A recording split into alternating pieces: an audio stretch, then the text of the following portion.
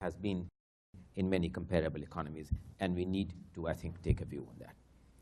My fourth very broad point is that in any prescription about India, we need to be mindful of the fact that being a working federation and being a genuinely powers delegated to states, and as very rightly pointed out by Minister Salman Khurshid, powers delegated now to the third tier, the Panchayati Raj institutions, we would have to be mindful of how do you bring about a change in the quality of administration and the quality of delivery of public goods, in improving outcomes from public outlays in a complex federal polity.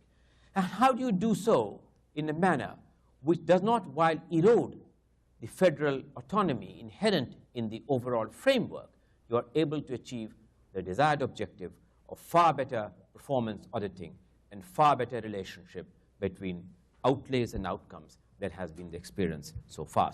This, of course, not only applies to auditing, it applies to the provisions of other public goods, which would, of course, include infrastructure, it would include social sector, it would include education. We have taken on enormous challenges in education now, but are merely new bills on education, ensuring really better quality of education. It raises all the issues, for instance, in the education sector of access versus excellence, equity versus inclusiveness, and the challenges would get similarly replicated when you look at other health sector and so on. So I think that that is my next point. The next point which I want to make, have institutions in India become increasingly dysfunctional?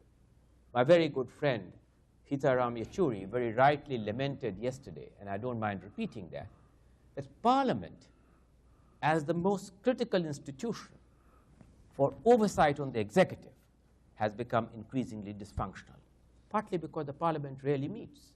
The number of days when Parliament has really met, if you look at the last 10 years' statistics, has crawled down to fewer and fewer parliamentary sittings. And when it does meet, some of the business that it performs, and so the legislation which it transacts, are far from what would deserve parliamentary time and parliamentary attention. So has the parliamentary oversight on the working of the executive weakened in the last 10 years or so, particularly in the last 5 years? And I would give a resounding answer, yes, it has weakened, even at a time when it deserved to have been strengthened. Why? Because I think that ever since parliamentary procedures and practices were formulated, the world has changed in multiple ways. The way in which economic business is being transacted has changed in multiple ways. And then I think there is, therefore, the need for strengthening the core institutions of oversight. This is equally applicable, that while we have regulators, we have regulatory capture. We need to examine why regulatory institutions in India have not subserved the objectives of these regulatory institutions were created. We are talking and quite preoccupied with the 2G scam, but clearly one of the failures is that we created regulatory institutions which gave opaque recommendations, which were prevaricating, and why are regulatory institutions in India been flawed, and what has been the motivation behind increasing elements of regulatory capture. Finally, just 2 more points and I will end. One is on, I think, on the positive side, there has been a significant maturing of the electoral psyche. The electoral psyche has transited increasingly in many places from mere identity-based politics into preferring governments which are development-centric. I think I can quote Bihar as an example, where in the last 2 elections, you moved across from mere identity-based politics into the politics of economic performance. And if that trend gathers momentum, in my view, that is a very important, healthy trend. Finally, there is no getting away from the fact that we need to reform institutions. We need to have institutions with greater teeth, greater coverage, and that governance is not merely a matter, improved governance is not merely a matter of law, but also a matter of ethics. And that is connected with a whole slew of reforms which Minister Salman Khurshid is planning to put here. We need, therefore, at this moment to revisit not only institutional reforms, but revisit our economic strategy as we begin to reinvigorate our growth process from what we have achieved, 7-8%, to what is our potential, 10-11%, to make a deep dent on poverty and improving the index of human development. Thanks very much, NK. And now, Mr. Yaturi, last but not least. Thank you, Mr. Hope. And thank you, Stanford, thank you, SCID, for inviting me here. And since I'm speaking immediately after my good friend NK Singh, and the general refrain in India is always that I stand on the other side of these three, and as though that we are the ones who are opposing reforms while more reforms are required. The question in India, I would first like to clarify, is not a question of opposing or supporting reforms. The question is what type of reforms and what is the objective of these reforms. And this is where a large degree of dispute does come in, given the growing inequalities in India. Where do we and what do we target in our reform process? Secondly, please remember, without reforms, without growth, even our objective from the left of greater egalitarian distribution is impossible. So nobody from the left would stand against reforms for growth. I mean, that is a misnomer that needs to be, first of all, clarified. And since we are speaking about accountability and governance, I would like to wish to make 2 points about accountability, 4 about governance, 2 about the consequences, and 1 about what needs to be done. That makes it 9. I've taken a minute, so I'll take a minute each on each one of them. First of all, as far as accountability is concerned, and which NK just touched upon, the Indian constitutional scheme of things is very different from what you have in the United States.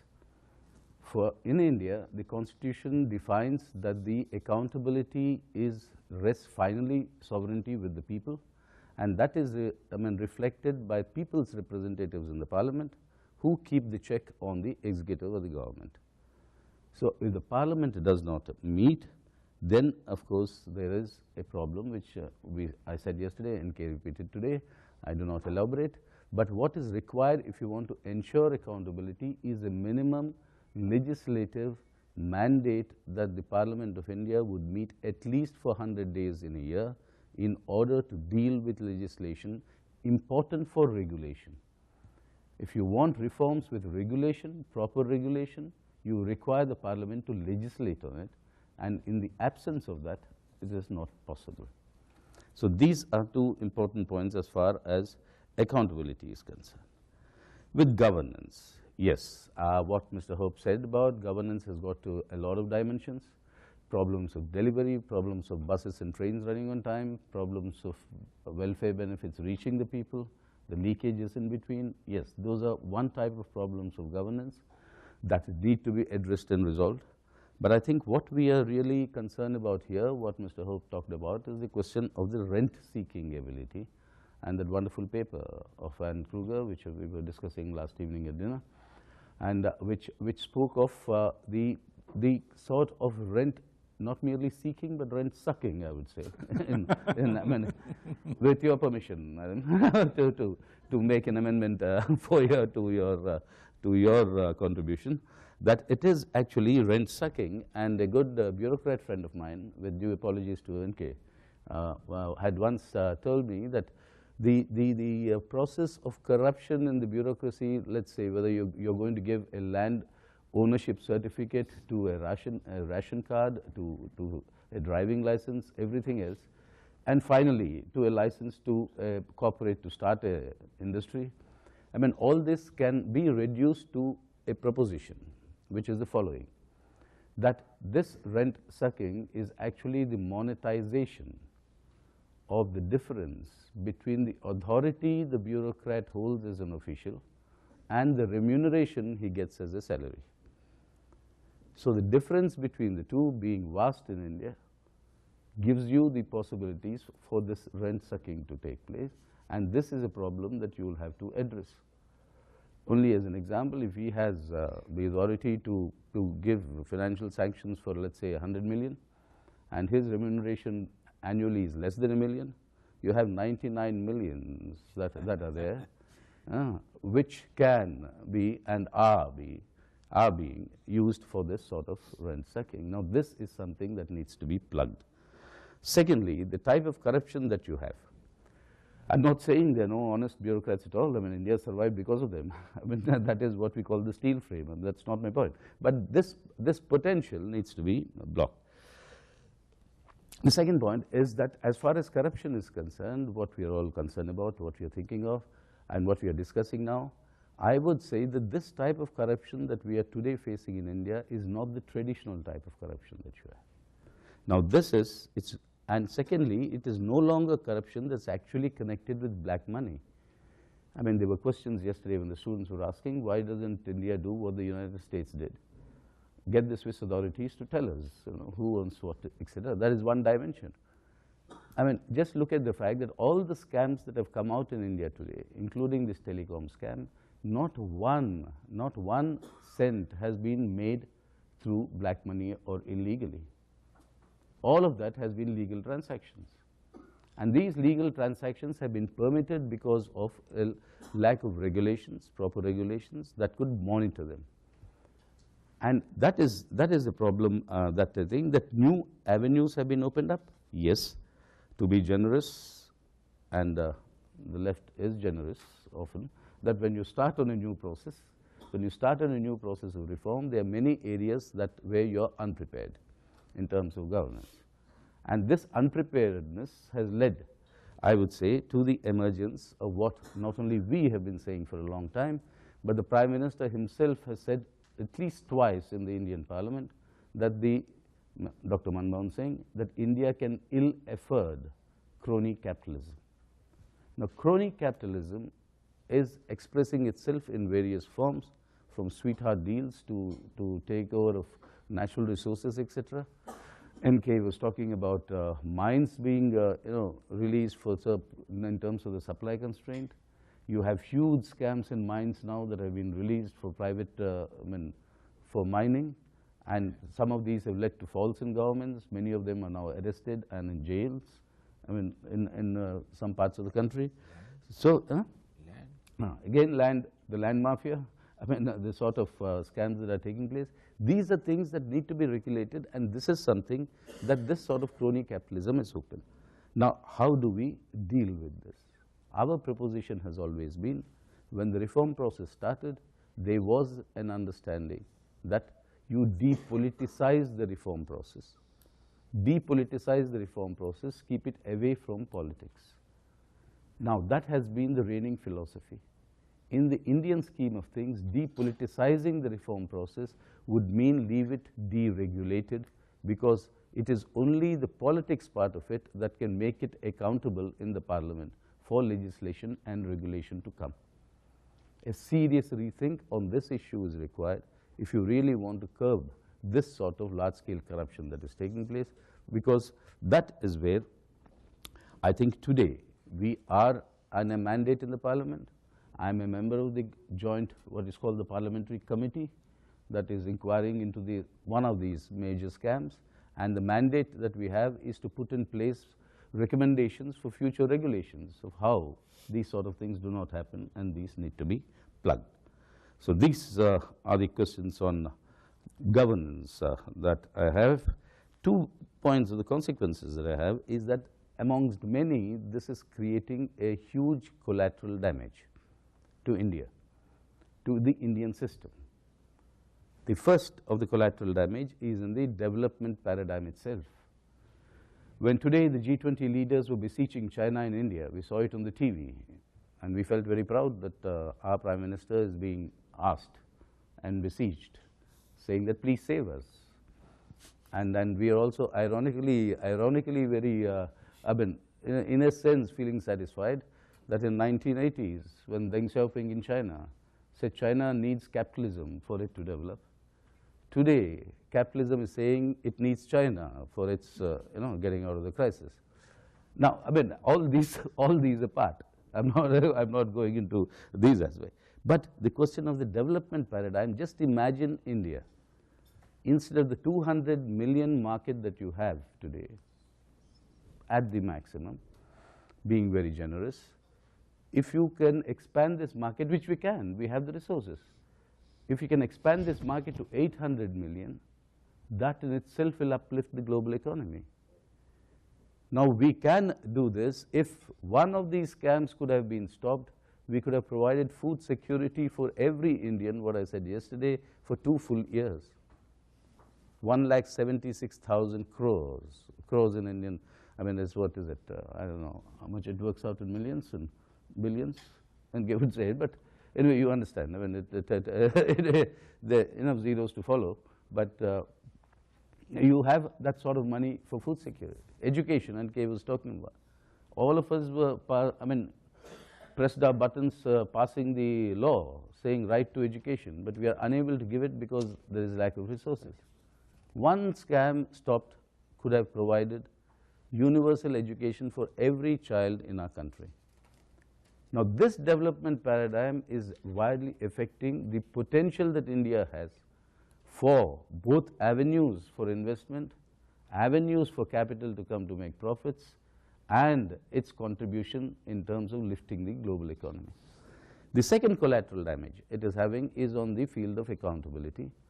That is, this sort of money that is made out of such rent-sucking or crony capitalism is influencing our electoral process to the extent that it is no longer the democratic mandate or the choice of the people that determines your winnability, but it is the amount of money that you are able to spend in the election process. Now, this calls for the point that I will make on for a reform, and that is a very strong electoral reforms in India required, where the role of money power can be reduced or minimized. For this, we have been suggesting, it is a radical suggestion, not accepted by anybody else so far, but we hope they would, at least in India for temporarily for some time, that you stop or ban corporate funding of political parties directly. Corporates must contribute to the process of democracy. They must donate to the government, donate to the election commission.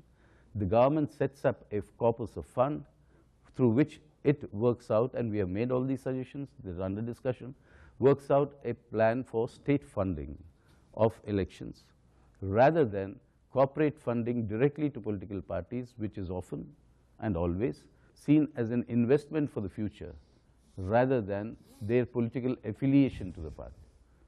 In fact, you had a major corporate who's now taken over Jaguar in the UK, and the people in UK are happy that he's created 16,000 new jobs, and the Jaguar is selling very well. I mean, I'm also surprised. But he was gracious enough to say that the left is the third largest in the Indian Parliament, the left parties. So when he gave checks officially to the Congress, to the BJP, and then to the left in order of the vote percentage we had, he sent it to our office. We sent it back to him with very grateful thanks and said, please send it to the Election Commission or to the Government of India and create this corpus. We want the corporates to fund and strengthen Indian democracy, but not privately with each individual party, because that is an important source of corruption. So these two need to be done. So finally, what is required to put in place a proper direction for our reforms and a proper governance in terms of containing such corruption is a holistic approach. Mere Lokpal bill alone, what we are discussing, would not be sufficient, which I'm sure all of us agree. I mean, that cuts across. But that is important. But also remember, the Lokpal bill had come to the Indian Parliament. This is the 7th time that it is being presented. It's not a new thing. And it's not a new thing that this movement of Anna Hazare has brought about. But there are certain issues that are serious, that are being debated, and I'm sure that will be done. But in addition, you require electoral reforms of the nature I spoke of, and you require reforms in judiciary, corruption in judiciary, which is also very, very damaging for India today. And for the first time in India's history, we in the Rajya Sabha, the three of us, voted to impeach a judge of the High Court of India on charges of corruption. I mean, this power vested with the Parliament has never been exercised in 60 years, but we had to do it now. So you require a holistic approach to tackle this whole issue of governance on this aspect, apart from delivery and et cetera, what I spoke of, those are the other issues. But on this issue of corruption, and I think this is important for India, finally, I'm concluding. Finally, before Nick picks up the, well, you've been gracious, you give me 2 minutes, but I'll take only one. For Indian reforms to succeed, for India to be a destination for capital to arrive, so that there is mutual benefit of the capital making profit and India also benefiting, you require to set in place these corrections. And I think the time has come when these corrections are required, and it's no longer an issue of for reform or anti-reform, or it's no longer an issue of are you supporting this or opposing that. It is a question of putting our minds together to understand the new emerging situation in the world economy. If Papandreou can say that he'll have a referendum, and today he says that if other political parties agree not to have it, then I will not have it, which means to say that is political gate. You see, all these are important elements to consider. If the euro breaks down today, if the EU just splits up today, where there's a strong possibility, if Southern Europe just walks off, Portugal, in my reckoning, it's going to happen in Portugal earlier than in Spain or in other southern countries.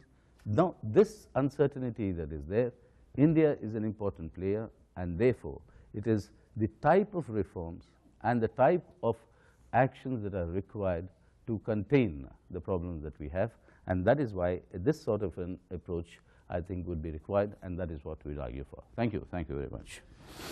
Well, thank you all. It's very impressive to have a group that's accustomed to talking, probably more or less without restraint, to actually keep to time in such an effective way.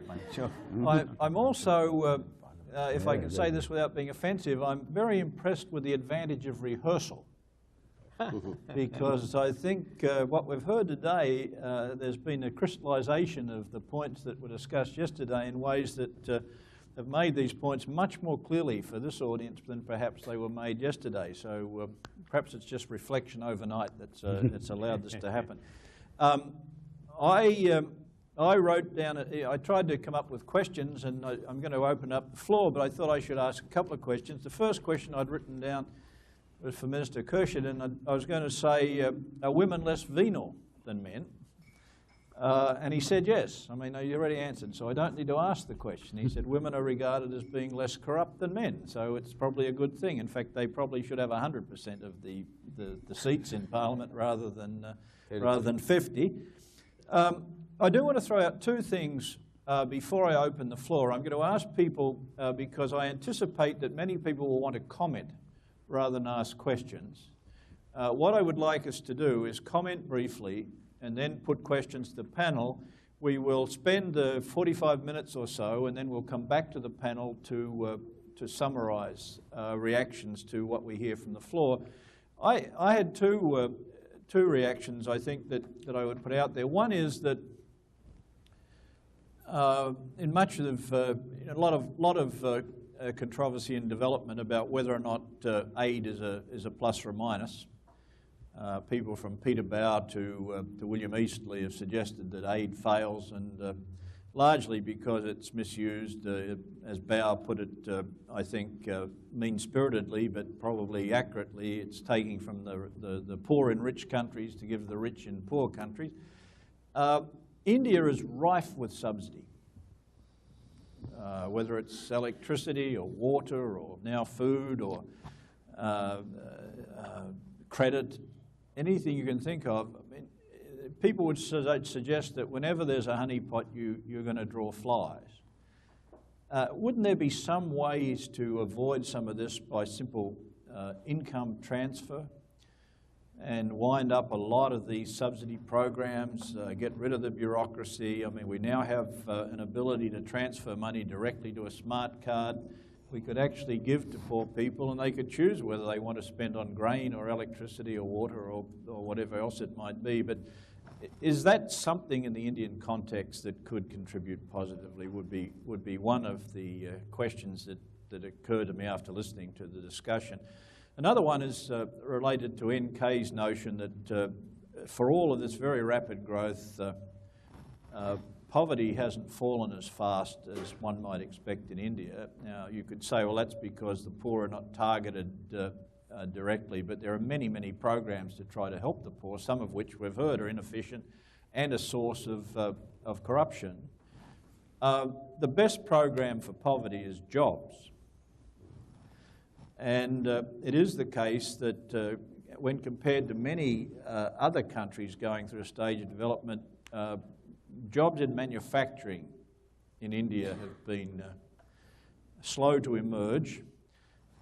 Famously, at one of these conferences, Rakesh Mohan wrote a paper on the reservation scheme that suggested that, well-intentioned though it was extraordinarily misguided in creating jobs for people moving from rural areas into manufacturing in urban areas. Question again then would be, to what extent is poverty persisting, in part because the jobs that we might expect to emerge in low-wage manufacturers are simply not being created fast enough in India as compared with some other countries, and in fact we see most of the migration from rural areas into fairly low productivity tertiary sector service jobs, self-employment and things that are probably in the end less conducive to poverty alleviation than it would be if you had wage employment. So let me open it up, having thrown out two comments. Who wants to be the first to make a comment? Naushad. If you want to comment, please put the old thing up on its end. We got a mic, Nellie, thanks. You know, in companies, when we talk about governance and accountability, the focus is very much, yes, on preventing wrongdoing. But the real purpose of governance and accountability surely is to promote right doing, to focus on performance and delivery of performance, and not just on preventing corrupt practices. And with that in mind, I'm sort of compelled to share an experience that Anjini and I had recently when we were organizing the higher education program in India, and we found really great dysfunctionality within the ministry in actually getting its act together on very mundane day-to-day things. For example, a striking inability to get letters out so that people could apply for visas. A striking inability to hand over from one official to the other who was coming to the US and did nothing before he left and didn't brief his successor when he left for his 4 months away. And it was one thing after the other, and finally we turned to CII, which organized the whole thing very efficiently and very effectively. And to me, that entire experience sort of characterized what's happened since the reform program started, which is a lack of performance and ability to deliver on the part of the government has led to an almost reliance then on the private sector to be the engine of the economy and move things forward. And I'm not proposing that the private sector is the solution for everything in the country by any means. But this in an area of higher education and organizing a conference, it's got nothing to do with political will. It's got nothing to do with the ability to get the necessary majority in Parliament. It's simply an issue of being able to hold one's officials accountable. So I guess the question then coming out of that is to the minister and to NK. To the minister in terms of, how do you hold officials accountable for day-to-day delivery of what they're supposed to do? Because here we had a minister who was completely on board, totally committed to everything that we were trying to organize. His principal private secretary was perfectly on board as well and helping with whatever he could. But the actual officials in the ministry were just absent. And to NK, as a former bureaucrat, you always had a reputation, NK, of being one of the most effective bureaucrats in the entire system in being able to get things to happen. I think people, in fact, relied on you to make things happen, both within your area of work and in other parts of the administration, too. If you hadn't performed at all, what would the consequences have been? Well, that's a Even good way to start things up. Let's hold back for a minute or two, and we'll let Anne make her comments and then move along and get a few more questions. And I had two, I guess, comments or observations or questions. The first had to do with Mr. Yahuri's argument about paying everybody more would be part of the solution. And I have no doubt that it would be, but you cannot pay everybody the value of what they are indeed dispensing with. If somebody's administering, for example, a big construction contract, you would not want to pay that much. And there have to be other kinds of mechanisms, of which, of course, severe penalties for malperformance are one. In Singapore, what they did was pay very high salaries to top civil servants, but anybody caught stealing a postage stamp lost his job and his pension. I mean, it was a really serious penalty. And some degree of enforcement has to accompany whatever one does on the incentive side, because many of us, in fact, a lot of labor economics now is concerned with the proposition that you're getting a worker to work with $1 million machine. He has a potential to take a hammer and destroy it very quickly. How do you make sure these things don't happen? And almost all of us are working with things that are much more valuable than we can possibly afford. And therefore, there has to be some responsibility and accountability. So I worry just simply, I would worry in India, or I suppose in many other places too, that without any penalties, what would happen would be that you raise civil servants' salaries, and that gives them more resources with which to rake off more. And it could happen. I just don't think it could be a part of a package solution, but I doubt seriously that by itself it would accomplish very much. Secondly, to NK, there has been a lot of discussion in the US and probably in Europe too, although I don't know it, of regulatory capture, by which is meant that the regulators are somehow captured by the ones who are regulated. And this happens over and over again. George Stigler, in fact, won the Nobel Prize for sort of calling this as a phenomenon to the attention of the profession.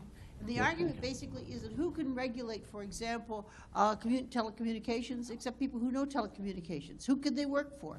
Well, they could work for the government, or they could work for the industry. Many of them going into working for the government will have come from the industry, vice versa. And avoiding regulatory capture is not an easy thing, and it can't, I don't think, be done by, so to speak, regulation alone. I'm saying the same thing as I did with civil servants in a different context. It has to also to be done by providing appropriate incentives to minimize the degree to which there are opportunities for regulatory capture, meaning that you can't have a situation where people are getting huge sums for nothing, which, as I understand it, is part of what happened in 2G. Thank you, Anne. Anjani? There was a lot of talk, a lot of mention made of local self-governance and passing it on to Panchayat Raj and women in particular in Panchayat Raj. So I come back to the example of schooling. So there's been a research literature which shows that if there is a woman who is a sarpanch of the village, yes, she does have an effect on allocation of resources. But we did something different. We looked at the overall effect of that on education, on learning, on schools, on how schools perform, on how children attend school, etc. And there's absolutely no effect of any measure of local self-governance on those outcomes. And the reason is actually very clear. In terms of overall resources, the panchayats control about 10% or less of the total money that is provided to schools. All of it that is coming through SSA does not go through the panchayats, it goes through the SDMC, where again there may be a requirement that there's a woman, but that is much less press given to that, and so that is much less well enforced than any of the others. And I think you see it across the way in all the local public goods. The actual amount of money that is controlled by the Gram Panchayat is so small compared to the money that is coming central mechanisms. In that sense, I think we are making far too much of local self-governance as a means of actually getting change in the system, unless we change in other ways as well and give them real authority and real power over schools, and especially in terms of governance corruption. All it seems to have meant is there's a proliferation of petty corruption at the level of the village. It doesn't come to large amounts just because they have so little, in fact, and that's the one way it's being controlled. Let's take the next three. I didn't see which flag went up first, so I'm going to say that ladies go first, Radha.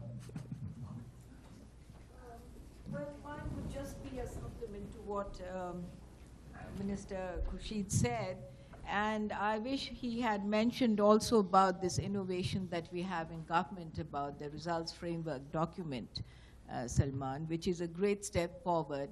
It's an entirely new outfit which has been set up under the Cabinet Secretariat, basically to ensure that there is accountability at every level. Not only in the federal structure, but several states are falling in line. And I'm so happy to inform you that there are about 6 states who have done it entirely out of their own volition. Where ministers are having to sign what they call the Memorandum of Understanding with secretaries and secretaries down below with the officials. And that, Naushad, is very much probably answering part of your question, is that where does the buck stop and who is really accountable for what? Over this period, we did find that there's a huge lot of dilution in the accountability process of the bureaucracy, for one. And this a whole structure that we are now having in place in the country would very much help mitigate, if not totally sort of bring the accountability matrix center stage. Thanks. Thank you. Rakesh? Thanks. Thank you, Nick. Basically, 2 points again, continuing with a couple of themes that have been talked about. One on the issue of poverty and what you also mentioned, the manufacturing. One of the most curious things is that when we started the reforms in 1991, the biggest attention was given to industry. That was the big thing that we started with. And one of the most curious things that has happened, and surprisingly, really not that much comment or discussion, etc., is that in fact the growth in industry in the last 20 years has been lower than in the previous 10 years, that is in the 80s. And it's really quite a remarkable thing in terms of how much effort was put in terms of the so-called new industrial policy and all the deregulation and everything else, opening of trade and so on.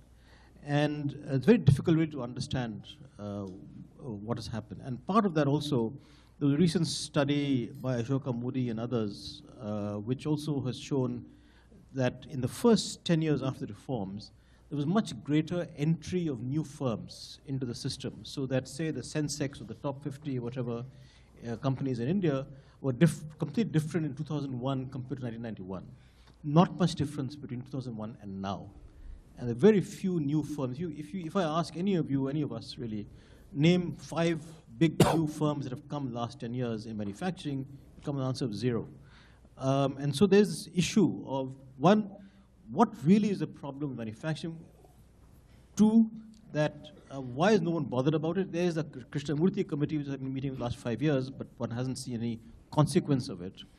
And is it to do with some of the issues, NK, you talked about land, urban land reform in some sense, getting land for industry, of course labor reform, which hasn't been mentioned. But really the issue, how come people aren't bothered about it? Because it is absolutely true that at this stage of development, the movement of labor from agriculture to non-agriculture is very slow in India compared to almost any other country at this stage of development. And the issue, the poverty issue, is that obviously now the share of agriculture in GDP is less than, I think about 16 or 17%, 14.7, and it'll go to less than 10 in the next 10 years. Yet you have 55% of the people dependent on it. Therefore, obviously, poverty reduction is much slower than elsewhere. So that's, I think, a very, very key issue. And I find it really amazing that it's not the major issue engaging the country, my fellow economists, and of course the government. The second is all these things to do with corruption, governance, and so on. That you have some solutions like what you just mentioned, Radha, but there's almost no movement to actually, in some sense, reinvent the government. It is not just having checks for accountability and so on. You really have to raise the whole capacity level in government from the bottom up as opposed from the top down. And one of the issues of corruption I always certainly feel is that this issue, look, you don't pay people enough. you know, some of the insider trading scandals in the US, people are getting enough money, but they were still wanting to make more. So that, I don't think paying people enough would make much difference as far as big corruption is concerned. Petty corruption, yes, that would make a difference. But big corruption, absolutely not. I think part of the issue there is connected with greater professionalization, improvement of people in government, and again, instilling pride of being in government. I think one of the things that reforms have done, and some of us have been